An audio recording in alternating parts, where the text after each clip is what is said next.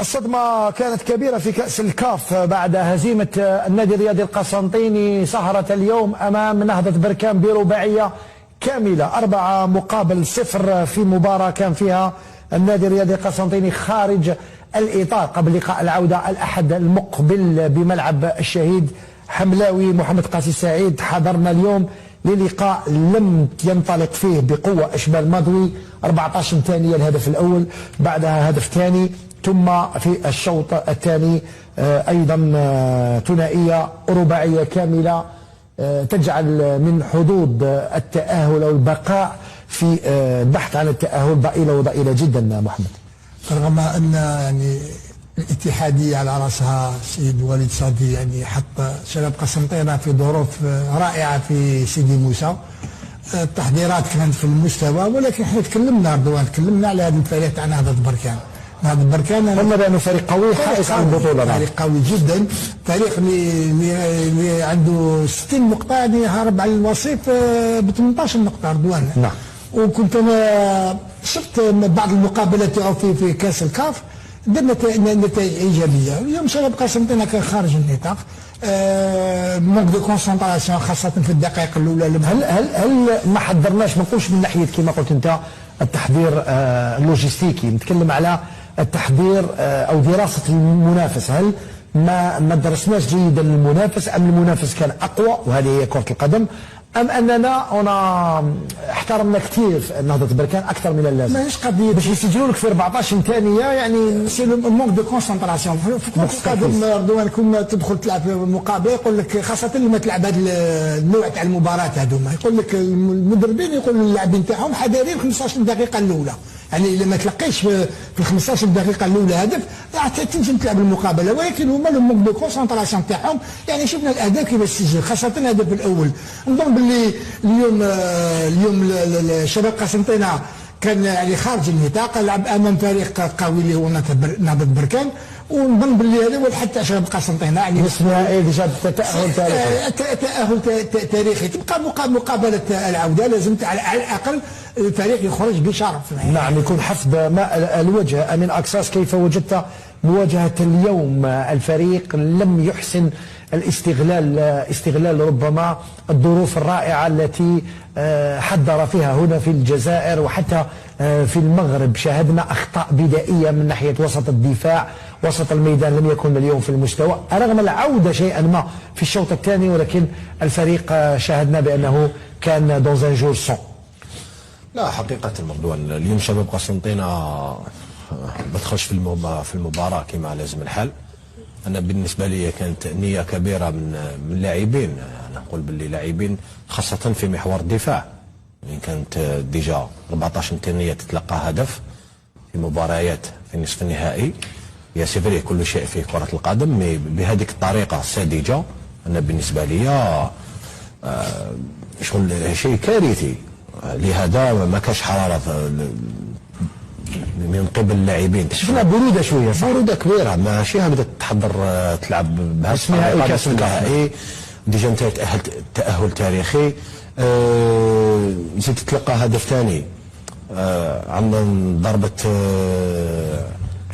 عطيك كرة ثابتة ركنية 2-0 في الشوط الأول. ما كاش يطلع هكذاك المهاجم الإفريقي يسجل لك هدف. حقيقة أنا جد متأسف بهذه طريقة اللعب ثاني، خاصة من ناحية الدفاع كان ضعيف اليوم. وحقيقة اليوم تلقى 4 أهداف مقابلة، والأهداف ما كناش نستناو فيهم بهذه الطريقة. كنا دايرين في راسنا بعد المقابله اللي ادوها المقابله الكبيره ضد اتحاد العاصمه، خاصه من طريقه اللعب اللي كانت طريقه لعب جميله من شباب قسنطينه، كيفاش يخرج بالكره من ثانيه من خاصه من الناحيه الدفاعيه. لهذا انا نقول اليوم حقيقه اليوم شباب قسنطينه ما فعل ولا شيء في المباراه باش يفوز فيها ولا باش يعود بنتيجه ايجابيه. شفنا بالك في الشوط الاول كره او كرتين كانت تضيع من لاعب بالحسيني. الشوط الثاني كذلك ما لحقش كثير الى المرمى، كان ثاني حتى لما كان الاستحواذ سلبي بالحسيني عندما كان واحد بالحسيني واحد طمين بعد ما كان منهزم 3-0 كان قادر يسجل هدف وما يعاود يعطي الروح شويه للاعبين تاع شباب قسنطينه. لهذا على العموم انا نقول باللي شباب قسنطينه يستاهل اليوم الخساره ديالو، ما قدم ولا شيء، خاصه الحاجه المؤسفه بروده تاع اللاعبين، هذه اللي بالك راني متاسف فيها، باسكو ماتش برودة سيتادير ما كاش هذيك الجرينتا، دفاع بدني، ما كاش الحراره، تشوف اخطاء بدائيه في الدفاع. لهذا تكلمت لك تقول لي لا بريباراسيون سي فري، بريباراو الماتش كما لازم الحال،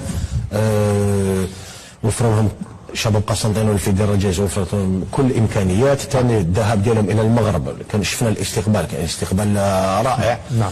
لهذا انا نقول باللي اليوم شباب قسنطينه على ارضيه خيب امل خيب امله وخيب امل الانصار ثاني تاع شباب قسنطينه. علي بالشيخ، هل كنت تنتظر هذه النتيجه؟ انت اللي كنت متفائل كثير على المردود تاع النادي الرياضي القسنطيني في المده الاخيره، لكن اليوم شفنا فريق شبح 2-0 في لاميطون، شفنا الدخول في الشوط الثاني كان نوعا ما موفق ولكن استحواذ سلبي للكره. لو سجلنا هدف حتى 3-0، لو تسجل هدف في الكاف في قوانين الكاف يعني الهدف هذاك يخليك انه 2-0 نتاهل، ولكن شفنا فرق كبير في المستوى في هذه المواجهه على الاقل في هذه 90 ولا 97 دقيقه.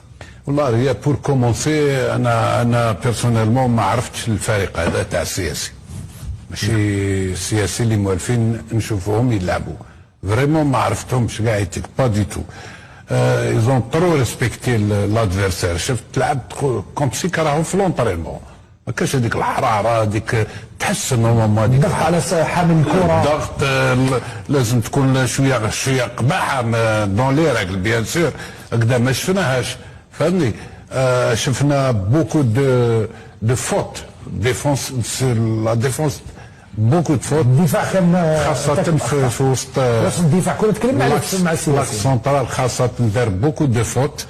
اي لا اليوم لو ريزولتا هذايا يميريتيوه ب 4-0. لادفيرسير كان تري بيان اورغانيزي، يلعب مليح كرة القدم وسيرتو بيان اورغانيزي، بيان اورغانيزي اي تكنيكمون ملاح، يلعبوا مليح كرة القدم. تشوف الكره كي يشدوها يا توجور دي سوليسيون، حلول، كاين الحلول سي دي تريونغل تشوفهم باش يعطيو لا سوليسيون للبورتور دي بالون ولا لافونسونت ولا يروح في ظهر لاك سونترال ويجوز وكذا. سي ترو اخطاء يعني احنا ادينا لهم الكره، لا ماشي بهذه الطريقه تاع اللعب. لو كان الروتور في قسنطينه يلعبوا هكذا يزيدوا يخسروا سياسي، كان يلعبوا هكذا. تعتقد بانه عليهم مراجعه الحسابات قبل لقاء العوده؟ انا نقول لك يزون ترو ريسبكتي، طلع بالدماغ يضرب، ما شفتش انا كاع هذيك لاغريسيفيتي هذيك في الملعب ما شفناهاش. مع الاخر شويه طاكلو قدامي سيتي هكذاك برك. سي ممكن الغيره هذيك تاع 4 سيت بوكو، بصح الناس سيرتو لي 20 بروميير مينيت اللي الناس تحافظ على لي بوا ديالك وتكون بهذيك العارن هذيك ما شفناهاش.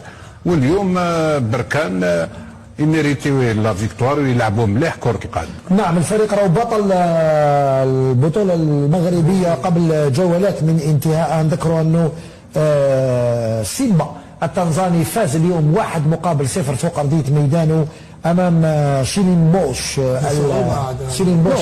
صعوبة امام جنوب افريقيا، فريق جنوب افريقي متميز. نعم.